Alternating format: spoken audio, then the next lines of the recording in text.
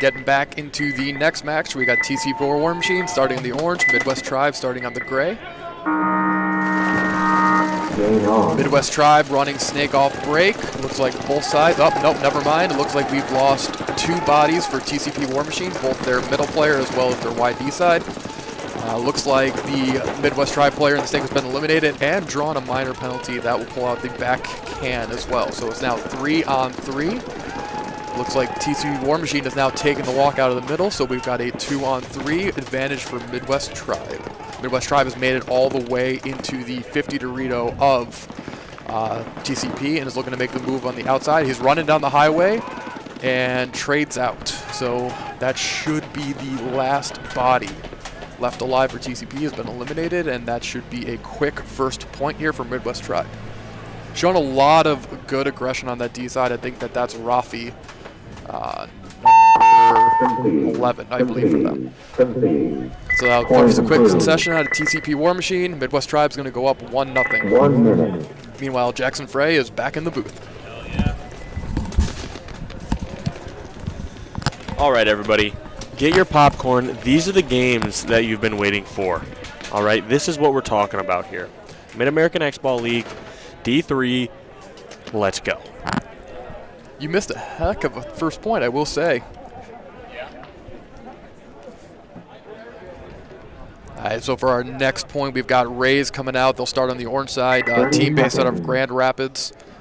Really good organization. Like I said, they've played on the national stage for the last couple events. I think they took a 7th place finish in Tampa Bay, but again, once again, a really good organization. And then you've got St. Louis Lounatics over there on the right side, starting on the gray. I believe their coach, CJ Cantor, is actually here. Good pro-based organization for them. You know who the coach of Raze is? Isn't it LJ Eckert? It is. It is LJ.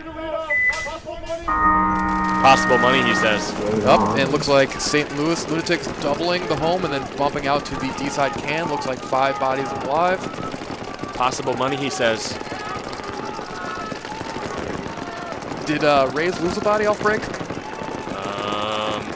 Yes, they did. Austin Olivian coming into the pits. Ayo, taking the walk early. Affectionately called Mighty Mouse. But still here, barn burner of a first point. Got a 5-on-4 situation here for St. Lunatics. Looking to make his way into the snake. Takes the outside snake. I believe that's Jacob Keck. Used to play for Phenomenon back in the day. Oh, in the tombstone, clobbers the can, wrapping the snake, shoots him on the run. And he's going to pick up the guy. Did he pick up the... No, he let him out, and that should be it. No, he's still alive in that D-side corner. I have no idea how. But that's it. Jacob Keck lives its last body. And forces Steve, just so you know, that snake player right there for St. Lunatics, he shot that dude on the run. I think he might have been hitting the hopper Clobbered that dude. But absolutely clobbered that guy on the run. Cyclops them. It looked pretty good. Cyclops. Jacob Keck, like I said, started out in Phenomenon, working his way up through the ranks. I think he played with GG Factory when they were in semi-pro, I think 2 years ago. So I see. Good divisional player right there. I see. Meanwhile, we got Midwest Tribe coming back out, starting on the left side for this point. They'll be on the orange side. Looks like TCP War Machine going out on the gray. 30 seconds. Midwest Tribe, I think they're pretty familiar with the Max organization. Didn't they win the D4 series a couple years ago and then won D3, I think 2 years ago? Yep. I was actually talking to a lot of them. They took the year off last year because they didn't want to play NXL and they wanted to D-rank. Yeah. That's what they said. That's what I've heard. Gotta love local. They gotta love the local tournaments. Off to a good start here, though. Oh yeah. Looks like TCP draws up in the pocket. Oh, but they lose their D-side tower off break. Meanwhile, it fills immediately. I mean, you just saw a guy got shot out of there. I don't know why you want to go there. Yeah, this game's definitely a barn burner here. Looks like we've got a 4-on-4 situation here. TCP stuck in the pocket. Meanwhile, we've got Midwest Tribe making it to the outside snake, and TCP dropping their D-side tower. Yep. 4-on-3 advantage for Midwest Tribe. Midwest Tribe taking the outside snake 2, looking cross, trying to pick up that cross-field kill.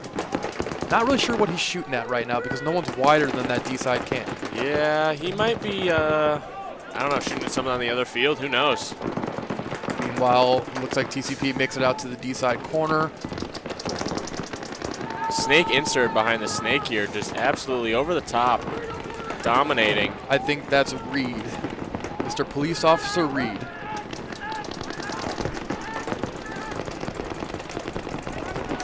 Looks like TCP and the Mini X trying to make their way into the snake. Yep, as it starts to cool down here, Steve, I feel the wind on my face. It's a bit windy, I will say that. It's a bit windy.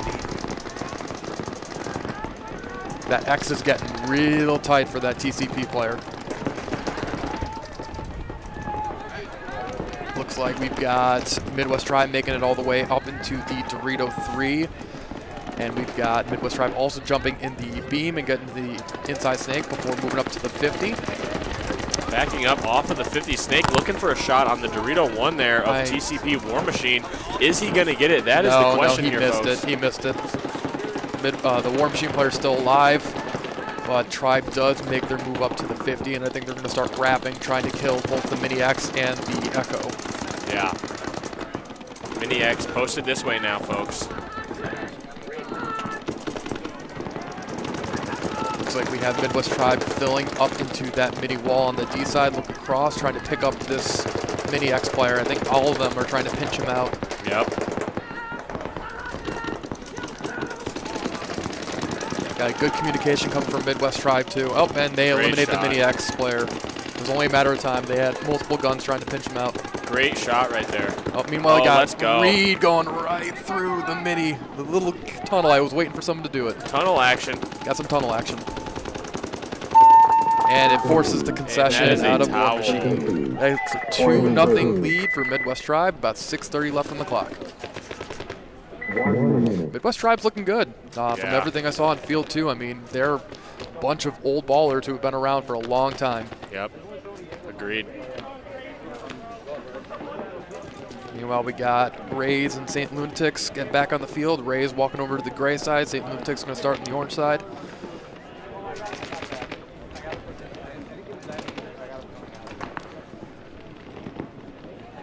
I think Lounatics goes into this match after going 0-2 over on field 2, so they really need these next 2 wins. Raze currently sitting on top of their bracket with 2 straight wins. 4-3 against MB55, and then a 4-1 slacking of Wild Side. Or as you like to say, clobbered. Yeah, that's a clobbering for sure. 10 seconds. It's a good old-fashioned clobbering.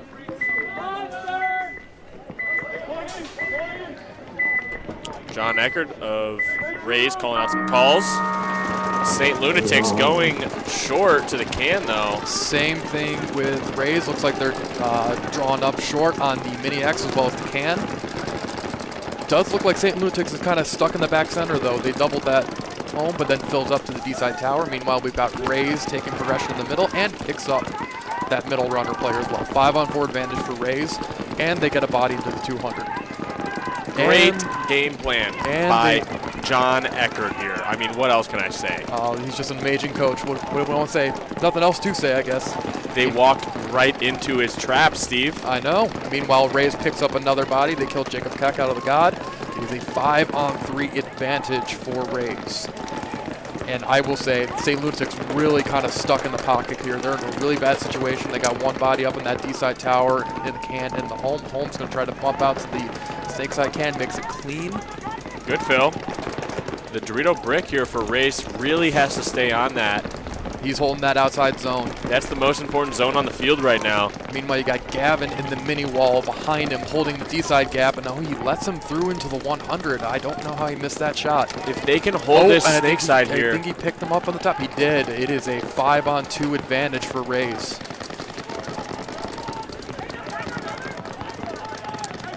Listen to that communication here, folks. Yeah, they're definitely talking about it. They know the situation. They know they got another kill. They know it's a 5-on-2. Oh, and they killed the D-side tower. It's a 5-on-1. Oh, but we lose AO out of the God as well, but it's a 4-on-1. Up, they run down. They kill the last player. That is 4-on-none. That should do it. Big moves up the gut. J-Merc, what do you have to think about that one? Straight up the gut, he says. J-Merc off camera, per usual. He's looking quite fashionable, I will say, in the hoodie, the course. JT pants, and the hiking boots, man. I like those boots. The hiking boots. Raze point approved. Looking way better It is than Scott Julio. You know, dude, no one looks better than Scott Julio. He is Scott Julio. Yeah, well. It is a 1-1 match, though, for that set. And now, meanwhile, we're going back to the other half of it. We got Midwest Tribe up 2-0 against TCP War Machine. 6:30 left on the clock.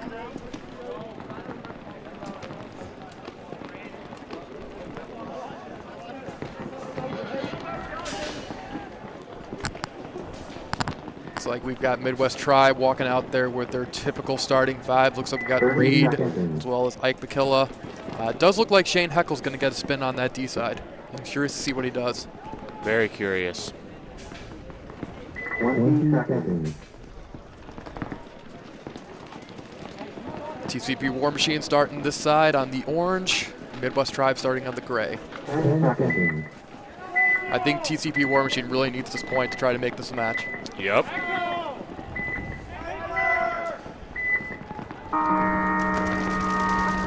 They go short on the snake side, take the Dorito corner. Yep, and looks like we got Midwest Tribe drawn up short as well, but losing their back center player and their D-side can. This is exactly what War Machine needed. 5-on-3 advantage. Both teams kind of stuck in the pocket though, but it does look like War Machine's going to get their body into the snake first. We'll see if Tribe tries to match them. Again, I don't know why players, oh, there he goes. He's doing exactly what I was thinking. Take that middle, take the tunnel, and they kill Shane Heckel out of that D-side tower. It is a 5-on-2 advantage for War Machine. Tunnel time. You got Andrew Curdy sitting in that X, shooting cross, trying to hold the D-side. Meanwhile, he swaps, goes heads up. You got both guns looking snake side right now. That D-side is wide open for that player. Number 7 right here. Clobbers. Nope. Takes out the mini X. It is a 5-on-1. That was a good move. It was a fantastic move. 5-on-1. Can is the only body left alive here on the snake side, and he's been eliminated. It's 5-on-0. Quick point there for War Machine. They really needed that. Yep. Big time point there. Number 29 hitting the buzzer for TCP War Machine. Makes it a 2-1 match with 5:23 left. Once the point's been approved, and point has been approved. Slow clap. Looked a lot better there for TCP War Machine. Number one, they got a kill off break, and then they were able to kind of zone up and got Midwest Tribe sleeping and kind of walking into their zones a little bit. Yeah, hopefully Raze here able to come back with another strong point. Great game planning from the one and only John Eckerd. Yeah, I love it. Looks like we've got Raze starting here on the orange side, St. Lounatics starting on the gray. Again, St. Lounatics out of St. Louis, Missouri, and coached by none other than CJ Cantor. And meanwhile, we got Raze out of Grand Rapids, coached by none other than the LJ Eckerd. 20 seconds. I think we need another on-field condition report from Marshall. What do you think? 10 seconds. Yeah, let's get a report from the trenches whenever possible, Marsh. LJ yelling that there might be a double home.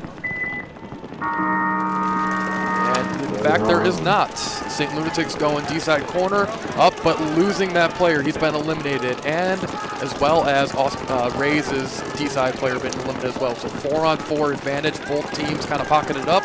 4-on-4 here, folks. St. Lounatics making it into the snake, but drawing a minor penalty. Two players eliminated. It is a 4-on-2 situation here. Minor penalty. Up, Raze's back center player asking for a check. Up, and he is clean. He's going to continue playing. And they fill into the snake. So it's a 4-on-2. St. Lounatics need to recognize that they're hot in the snake right now. He's going to crawl up.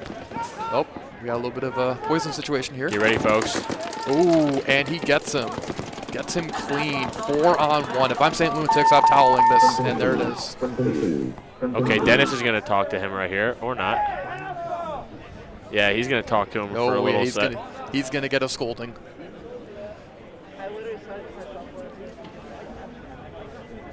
It's always a great situation when you're getting yelled at by the head ref, right? Yeah, that's what they say. That's what I've heard, you know? Always. Yeah, probably not. That's when you start ending up in paintball jail if you're not too careful. You ever been in paintball jail? No. I have not had the misfortune yet to do that. No, usually I stay in the game, you know? Update from Usually, the trenches. Field 2 is still very slick. Another confirmed barrel roll on Field 2. I have yet to see a barrel roll. I saw a partial barrel roll. Should have been here yesterday, brother. Should have been here yesterday. Going into this half of the match, we've got Midwest Tribe up 2-1 against TCP War Machine, starting on the orange side. TCP War Machine, after going down 2 points early, came back and got that last point. They looked a lot better. Hopefully they can kind of dial in that game plan and try to get another point up here. Still a lot of time left, though, 5:23. Yeah, Marshall, if you're listening, okay, please, coffee with a splash of cream. Please. You're a Thank cream you. man? You like cream in your Just coffee? a little bit. Ugh. Just a wee bit, brother. Ooh, Midwest Tribe Up and almost dying trying to get into that snake. That is Andrew Curdy. Looks like he stuck a little bit, Curdy, there. He did. Curdy did stuck. Meanwhile, we got a body walking off for TCP War Machine. It's their front D-side player, so it's a 5-on-4 advantage for Midwest Tribe. But they lose their front D-side player. Rafi taking the walk. 4-on-4. Curdy making it to the 50 snake. He's going to start wrapping and trying to kill these bodies out. I don't think they know he's there. Oh, and he kills the Mini X and the home all in one stream. He's going to their side of town. Buck nutty. And he gets picked up, though, by the can, who fills out to the snake corner. But still, 3-on-2 advantage for Midwest Tribe. Curdy went buck nutty on that one, Curdy went buck nutty. What did we say, Jackson? If it's 3 a.m.? Yeah, they're in the snake, man. I mean, if you're playing this layout and you're not playing like they're in the snake, TCP War Machine dropping their last 2 players. Looks like we got Ike running down the snake side here. He's going to realize it's clear. If I'm War Machine, I'm hanging this. I'm toweling this. Yeah, Midwest Tribe looking like an absolute powerhouse out here. They gave up a point, but other than that, I mean, they're 2-0 right now. Yeah, they're 2-0 right now, and looks like they're on their way to 3-0 unless TCP War Machine can kind of dial this back, but they're down 3-1 with about 4 minutes left. Yeah. Meanwhile, going to this side, we got Raze up 2-1 against St. Lunatics. Yeah. These points are going a little bit quicker. Yeah, not as slow as the 6.5-minute point that we saw earlier. Yeah, there's nothing wrong with that. I love watching a long point sometimes. Once again, folks, we are playing a 10-minute race to 4 game out here. Division 3 Xball. The Mid-American Xball League out here at Blast Camp Paintball and Airsoft in Hobart, Indiana. Hobart or Hobart? It is a fantastic field, by the way, but I always say this is the mecca of Midwest Paintball. If you're not coming here to practice or get better, I don't know where you're going. This is the place to be. There we go. You heard it from the man himself, folks. Stephen Swain. I mean, APPA analyst here at the Mid-American Xball League. We got St. Lunatics on the orange side and Raze on the gray. Raze again, drawing up pocket, 5 bodies alive. Looks like we got St. Lunatics doing the same thing. Both teams mirrored up. Oh, but the Raze player on the D-side tower has been eliminated. 5-on-4 advantage for St. Louis. Did you see that slide from the ref? I did. That was crisp. That ref just slide canceled. That man's an athlete. Somebody clip that. St. Lunatics up a body here. I think they're looking to get into the snake. The guy's looking heads up, trying to put it in his mirror and go, oh. Great position here to go and put a point up on the board to tie it. There he goes. Into the snake. Great fill. I think he's going to go right up to the 50, but Raze mirrors them up. 5-on-4 advantage for St. Louis. I think both players are looking down the middle. Oh, he saw him go. He saw him through the tunnel, and he goes back to engage in a gunfight through the tunnel. 5-on-4 advantage still for St. Louis. 007 in the 50 snake, everybody. He's pointing to his team, letting them know that it's red alert. The snake is hot. I think, look at this. Oh, he's going to pick him up. I don't know how he missed him. Oh, this is amazing, people. Oh, and he look at this. Back. This Evan is Feldman just taking absolute. the inside row and getting cooked. Everybody's, somebody clip that. Somebody clip that. That was the most movement I've seen out of the snake all day. That was pretty good. Shout out to 007 right here.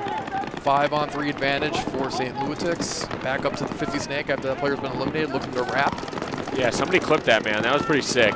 I'm I'm not quite sure that I don't think the St. Lounatics player knows what's going on because he's still assuming the snake is hot. Wing player, or the stand-up wedge player for St. Lounatics, really putting the pressure on the snake side. That's what I like to see out there. Raze, meanwhile, drops their back center player, and AO filters out to the snake corner.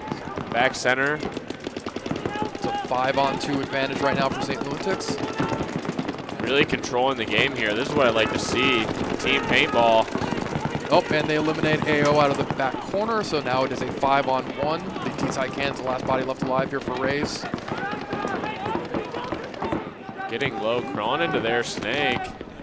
I think he just tried to shadow bunker somebody. There was nobody in the snake too, and he thought there was somebody there. No, they were just being cautious actually, just making sure. Just checking it off. Going for the elusive kill 6. He's gonna try to pick up that player's foot. He misses him. T-side tower still alive. And he eliminates him, so it's a 5-on-0 right now. St. Lounatics gonna put up another point, tied up 2-2. Should be about 3 minutes left once they figure this out. Well said, Steve.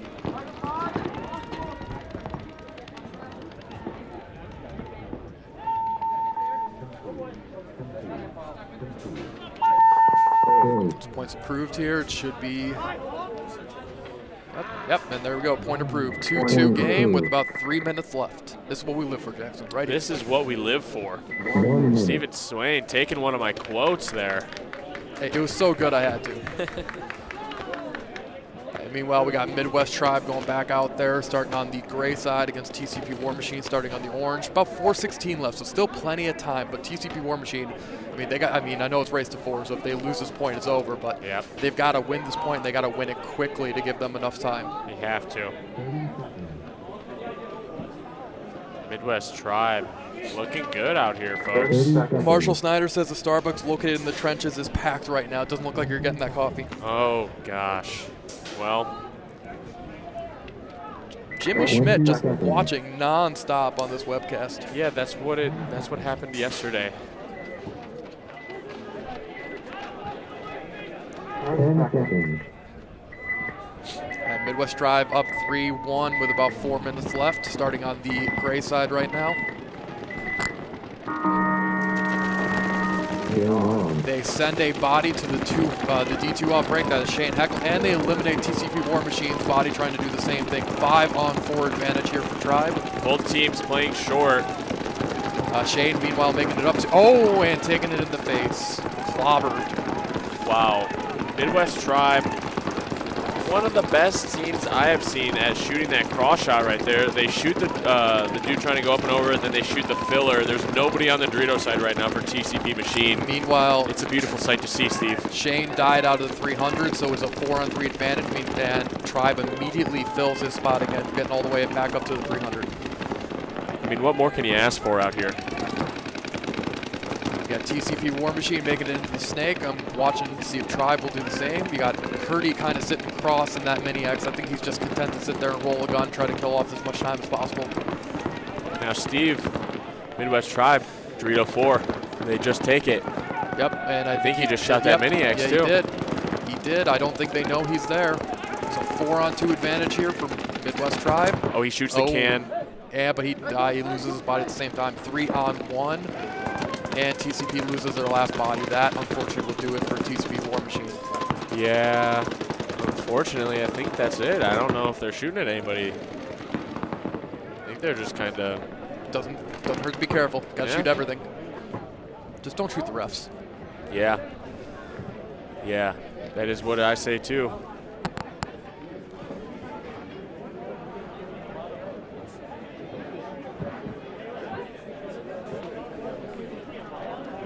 All right, well, that is going to do it for that game. Once the Tribe looking to show they're over, making sure everyone's clean, then they'll hang the point and get that last one. Nice little 4-1 win for them.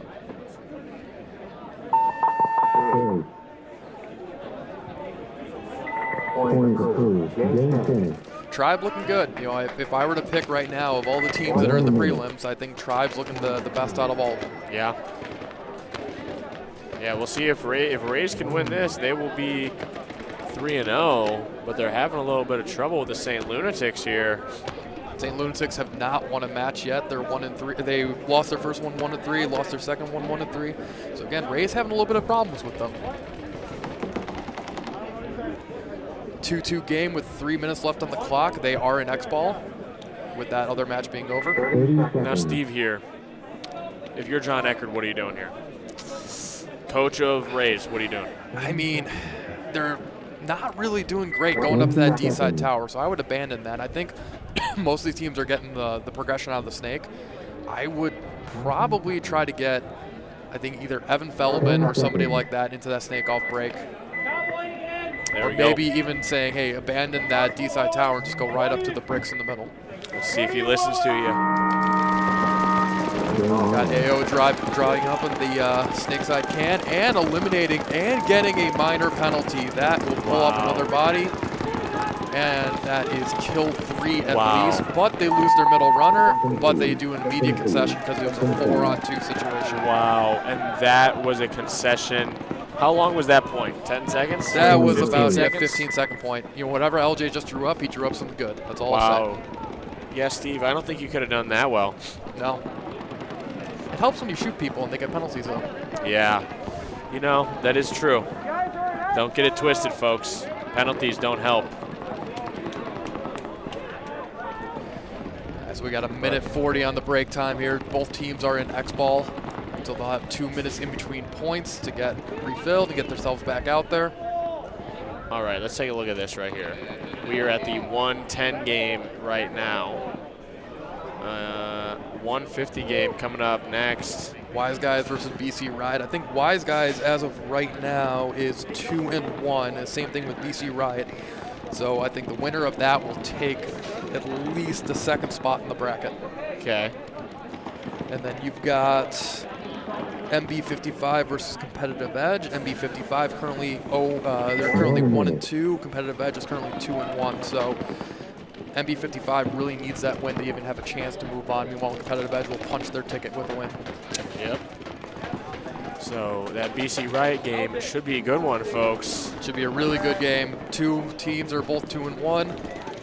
That game gonna be worth the price of admission. Let's just say that. Well, whenever Rye is playing, of course.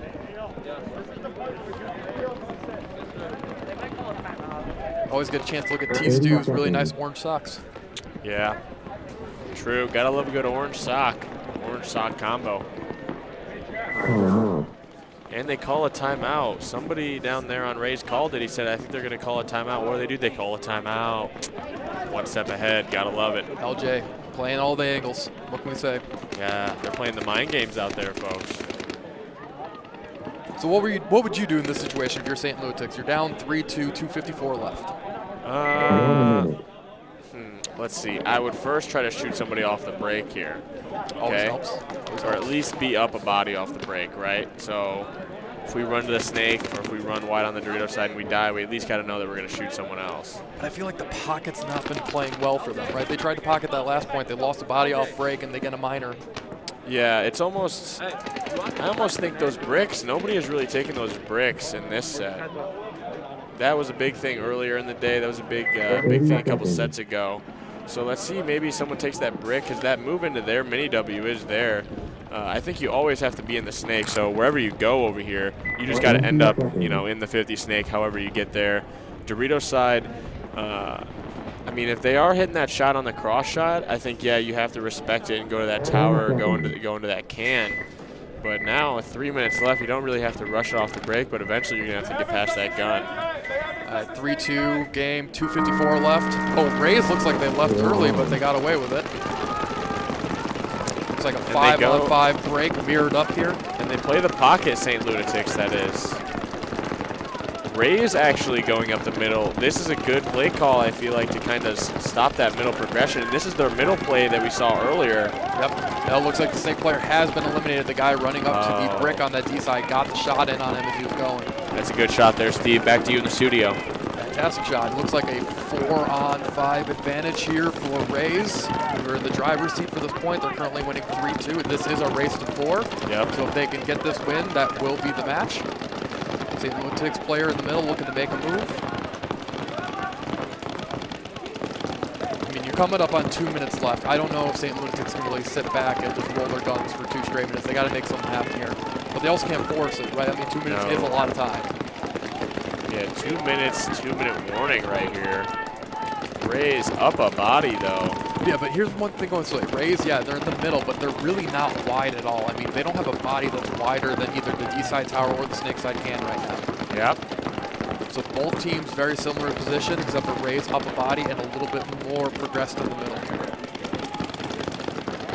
Is the 5th guy for Raze in the snake side can right now? Yes, he's in the snake side can. You've got the home, the snake side can, the D-side tower, this little mini wing, and the brick in the middle. They got a good cross right here. This cross right here can see the wide spots of both sides of St. Lunatics. So if their snake side can tries to fill out, they'll get clobbered. Yep. And if the snake side wedge, unless he can wrap and put them in before going. Meanwhile, you got Raze's D-side tower filling out, getting wide into the D3. Oh, and they make it out to the corner. My mistake. If I'm St. Lunatics now, you got about 60 seconds. You got to start thinking about launching. I mean, you don't want to throw your body away, but at the same time, you got to put a guy in to go. And that's what happens. Yeah. They fill the outside snake with Jake and Pack.